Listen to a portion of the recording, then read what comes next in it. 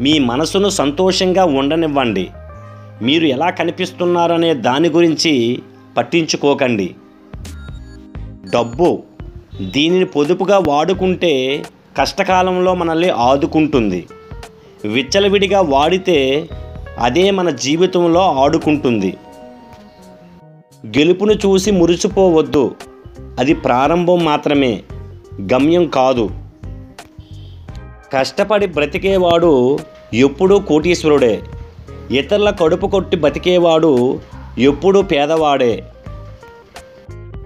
మానవుడు ఎంత గొప్పవాడైతే అంత కఠినమైన పరీక్షలు దాటవలసి ఉంటుంది.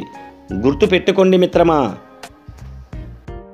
ఒకరి అవసరాన్ని నువ్వు అవకాశంగా మార్చుకొని వారిని ఇబ్బంది పెడితే రేపు అదే అవసరం నీకు అత్యవసరమై రెట్టింపు బాధపడాల్సి రావచ్చు.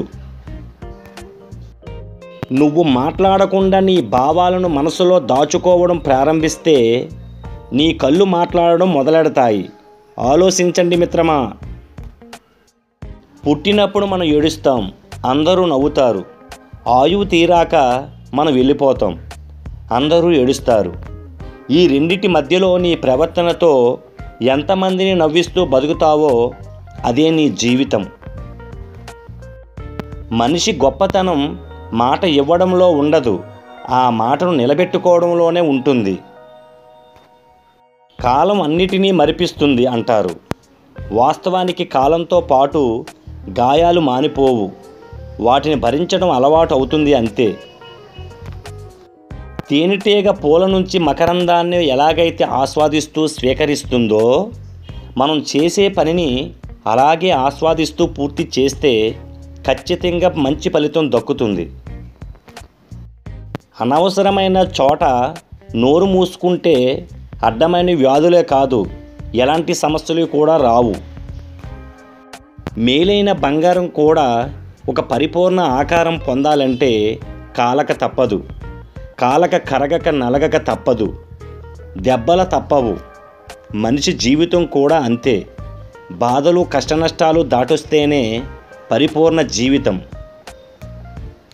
నీ బాధలకు ఎవరో కారణమని బాధపడితే అది రెట్టింపు అవుతుంది.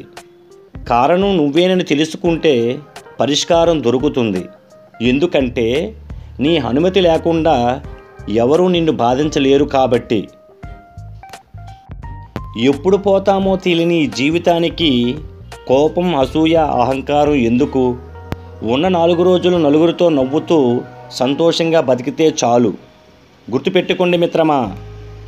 Please subscribe, share, like. Thank you for watching.